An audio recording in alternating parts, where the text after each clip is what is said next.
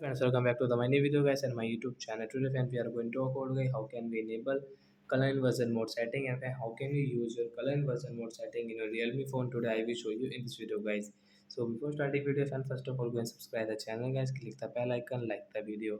So friends, now let's see guys, how can we enable color inversion mode setting and guys, how can we use. So first of all guys, we will on our phone setting guys. After on phone setting I scroll it.